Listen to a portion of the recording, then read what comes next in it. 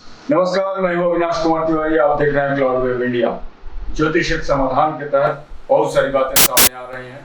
दर्शकों, आपको पूरा लाभ मिले, ज्योतिष का ज्ञान हो और ज्योतिष के बताए रास्तों से हम अपने जीवन को सुचारू रूप से चला पाएं, जीवन को जी पाएं, ये हमारे लिए बहुत ही अहम है। और कुछ बातों को जानने के लिए हमारे साथ मौजूद जैसा कि रहते हैं, आप जानते हैं, तो आज फिर हमारे साथ अगली चर्चा क्या होगी, जो आप जानेंगे, जो आप समझेंगे और जीवन में उतारने का प्रयास करेंगे। वो चंद्रमा के जो 8वें 9वें ऐसे ही आगे बढ़ते चले जाएंगे कि इस भाव में चंद्रमा की क्या स्थिति रहेगी और उसका क्या प्रतिफल मिलेगा हमें, उसके बारे में जानेंगे। हमारे साथ चर्चा में भाग ले रहे हैं ज्योतिषाचार्य पंडित वीरेंद्र कुमार दुबे जी। आपका बहुत बहुत स्वागत है। आपका बहुत बहुत स्वागत है। प्राडो इंडिया के सभी दर्शकों को फिर से नमस्कार। हमने चंद्रमा के सप्तम भाव में रहने की जो स्थिति है, उससे हम कैसे प्रभावित होंगे, इसके बारे में जाना। आज हम ये इस चर्चा को आगे बढ़ाते हुए, चंद्रमा अगर अष्टम भाव में तो क्या फल हम पाएंगे? देखिए, चंद्रमा अष्टम भाव में होना अच्छा है, क्योंकि बहुत सारे लोग कहते हैं कि चंद्रमा अष्टम घर में करता है, चंद्रमा में मार्केट का घर है, तो चंद्रमा अष्टम भाव में कोई भी बैठा हुआ हमेशा निगेटिव फल होता है या उसका नुकसान होता है या सारी मार्केट से का सामना करना पड़ता है। लेकिन मेरा मानना है कि चंद्रमा और सूर्य का अष्टम घर में दोष नहीं लगता है, वो दोष होता है। चंद्रमा अष्टम घर में बैठ के श्रेष्ठ परिणाम को देते हैं। जैसे कि चंद्रमा अष्टम घर में बैठ के धन को देता है, तो चंद्रमा अष्टम घर में बैठेगा तो धन भी देगा, वृद्धि भी देगा। और अष्टम घर में बैठ के चंद्रमा गुप्त ज्ञान को देता है, गुप्त शक्ति को देता है, और उसको जो है तरह तरह के माने रहस्य शक्ति को या कल्पना शक्ति को या खोजने की क्षमता को देता है, गुप्त कलात्मक क्षमता या मतलब ये कह सकते हैं कि रिसर्च करने की क्षमता अष्टम घर में चंद्रमा को देता है। ऐसे चंद्रमा अष्टम घर में अगर उच्च का या स्वराष्ट्र का हो, जिसमें अगर चंद्रमा का स्वराष्ट्र अगर अष्टम घर बैठा है, उत्तम फल को प्राप्त करता है और सबसे अच्छा परिणाम आते हैं।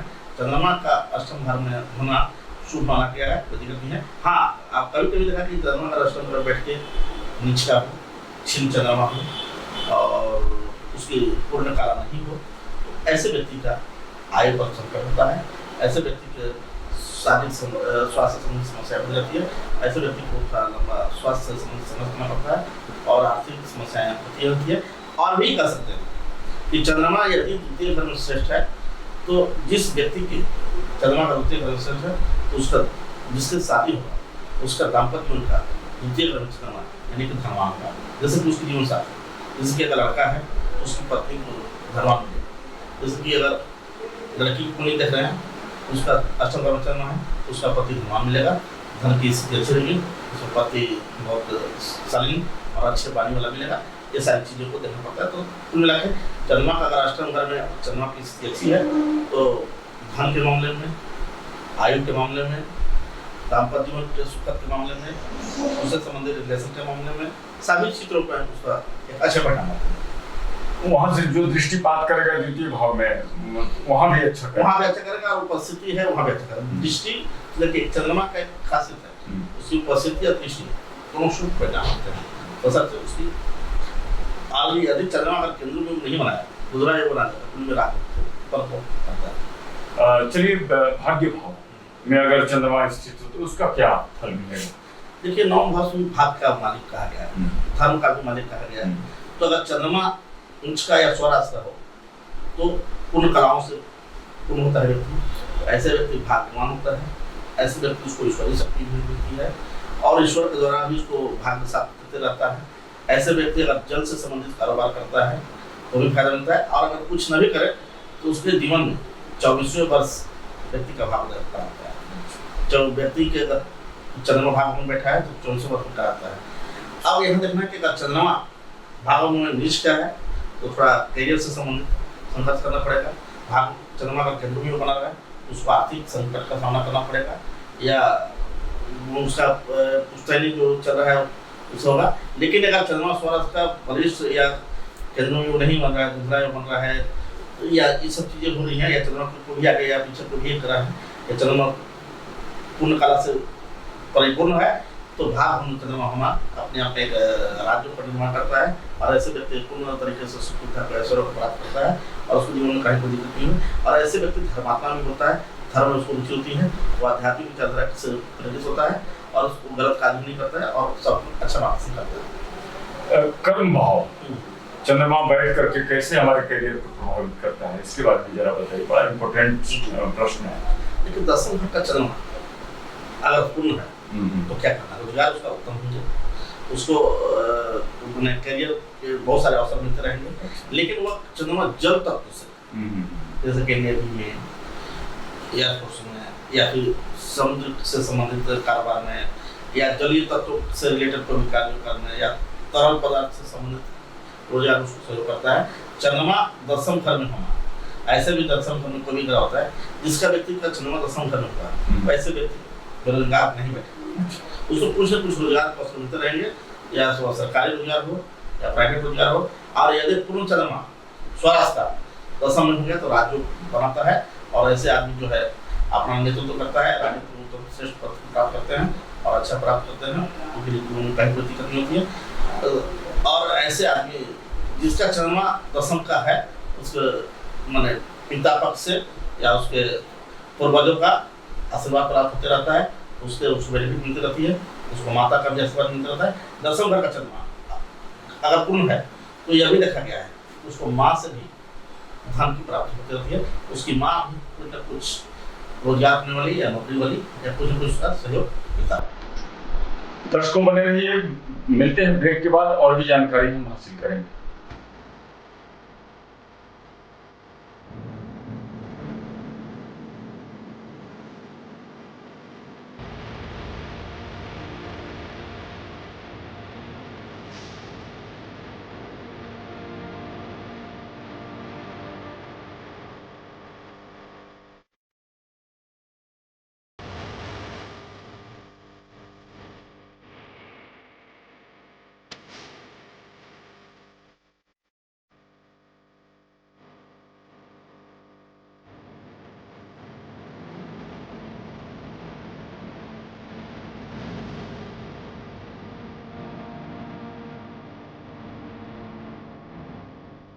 ब्रेक के बाद आपका स्वागत है दर्शकों। बातें हो रही है चंद्रमा की, और किस किस भाव में चंद्रमा बैठ करके कैसे प्रभावित करता है उसके बारे में।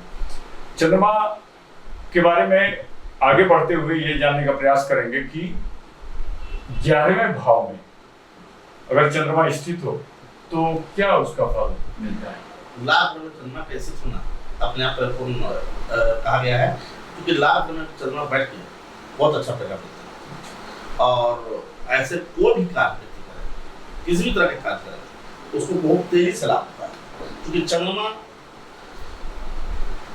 पृथ्वी से सबसे नजदीक ग्रह है, और चंद्रमा का जो है माने अस्तित्व बहुत माने हर मनुष्य नहीं, हर जीव जंतु वनस्पति सभी पर डायरेक्ट उसका प्रभाव पड़ता है। यहाँ तक सभी और जंतु सभी पदार्थ पर उसका प्रभाव पड़ता है। तो अगर लाभ में चंद्रमा अगर बैठ गया है, चंद्रमा हो गया, तो संसार के जो भी कार्य करे वह किसी भी तरह से, चाहे वह वनस्पति से हो, चाहे वह जल तत्व से हो, चाहे कोई मानव समाज कल्याण से हो, चाहे वह परोपकार से हो, चाहे वह व्यक्तिगत उपलब्धि के लिए कार्य कर रहा हो, सभी क्षेत्रों में उसको निरंतर लाभ मिलता चला जाएगा यदि चंद्रमा शुभ है। ऐसे तो देखा गया कि चंद्रमा एकादश ग्रह में शुभ हो या शुभ हो उस मतलब नहीं, उसको निरंतर लाभ मिलता है। लेकिन कभी कभी अगर चंद्रमा केंद्र में बन गया तो उसका फल कम हो जाता है, 50% जैसे कि मान लीजिए या शनि के साथ बैठ गया, शनि का चंद्र बढ़ गया, तो अगर कर्क राशि शनि के साथ अगर चंद्रमा बढ़ गया, लेकिन कर्क राशि का चंद्रमा है और शनि बढ़ गया तो लाभ मिलता है, उसका विषय लगा, लेकिन वो विपरीत परिस्थिति में फायदा होने का, विपरीत परिस्थिति में उसको सहयोग करने का उसको बेनिफिट मिलता है। कर्क राशि का चंद्रमा के साथ शनि का बैठना लाभ होने में बहुत अच्छा बना गया है, या कुंभ राशि का या शनि या मकर राशि का भी अगर चंद्रमा के साथ शनि बैठ जाए तो अच्छा ही परिणाम देते हैं, शुभ माना गया है, उसमें श्रेष्ठ परिणाम होता है। लेकिन यदि चंद्रमा के साथ राहु बैठ जाए तो ऐसे व्यक्ति को ग्रहण योग होता है। तो ग्रहण योग में बहुत तरह की समस्या, बहुत तरह की परेशानी, बहुत तरह के मानसिक अवसाद से गुजरना पड़ता है और ऐसे व्यक्ति को जीवन में किसी न किसी एक बहुत बड़े दुर्घटना योग बनता है और वह बहुत बड़े मानसिक पीड़ा के अवसाद में चला है। तो चंद्रमा को ये देखना है कि एकाग्रता में किस स्थिति में चंद्रमा खराब है तो उसको उपाय करें, चंद्र उससे संबंधित जो है समुद्र किनारे जाए टहलें और चंद्रमा का ध्यान करें। तो अब आगे बढ़ते हुए व्यय भाव में अगर चंद्रमा स्थित हो तो उसका क्या प्रतिक्रिया है? व्यय घर का चंद्रमा तो देखा गया है अभिनव जी की बहुत ही अच्छा नहीं माना गया है। अच्छा, क्योंकि चंद्रमा व्यय घर में मैक्सिमम आदमी को मैंने देखा है कि जीवन में उसकी मातृ सुख बचपन में छिप जाती है। अगर चंद्रमा स्वराज का बलिष्ठ तगड़ा है तो तभी माँ का सुख मिल पाता है, माँ उसकी रहती है, लेकिन फिर भी माँ के रहने के बावजूद उसका माँ का प्यार नहीं मिल पाता है। ऐसे व्यक्ति मानसिक संघर्ष के दौर से निरंतर गुजरते रहता है या मानसिक तनाव से गुजरते रहता है या उसका कई न कई तरह का मानसिक व्यय, क्षय या संघर्ष बना रहता है। खैर हम किसी चंद्रमा के पार्टिकुलर ग्रह को हम देख करके उसकी सभी चीज़ों पर हम एक निर्णय नहीं दे सकते हैं। उसमें और अन्य ग्रह की भी स्थितियाँ होती है। खुले में अगर बेग की स्थिति लगती स्वामी ठीक है तो चंद्रमा का फल बैठ करके भी उसका पूरा प्रभाव नहीं पड़ता है, लेकिन ओवरऑल द्वादश भाव में जो चंद्रमा का जो सूत्र है उसको द्वादश भाव में बैठ के चंद्रमा मैक्सिमम बुरा प्रभाव भी देता है और अच्छा नहीं कहा गया है। इसलिए जिस जातक का अगर द्वादश में चंद्रमा है उसके घर में अब हम माँ का हमेशा सम्मान करें, रिस्पेक्ट करें और जल के किनारे समुद्र जरूर जाएं, टहलें, समुद्र की यात्रा जरूर करें तो उससे चंद्रमा का फल अच्छा मिलता है और हमेशा परोपकारी बने, उससे सहयोग करें, उससे चंद्रमा का दुष्प्रभाव कम कर दिया जाएगा और माइंड से हेल्दी बने। ऐसे आदमी को डिसीजन में दिक्कत होता है तो उसको दूर करने के लिए थोड़ा समुद्र के पानी से करके भी आसान करता है। अच्छा, क्या भावगत ग्रहों को देख करके भी उसका बल बढ़ाना या उसके अनुसार दान करके उसके ये उसको शांत करना, इसका भी कुछ जिक्र होना चाहिए क्या? क्या क्या इसका है? जी हाँ, इस पर हम एक दिन हम लोग एक सुन रहे हैं जिसमें देखिए कि जो ग्रह है तो हर ग्रह का उपाय पार्टिकुलर एक ग्रह है तो इस ग्रह से रिलेटेड इसका ये उपाय हो जाना चाहिए, ऐसा नहीं है। उसमें उपाय में क्या है इस भाव में बैठा है कौन सा ग्रह तो उसका अलग भाव, लग्न में बैठा हो तो उसका अलग उपाय होगा, द्वितीय ग्रह बैठा तो उसका अलग उपाय होगा।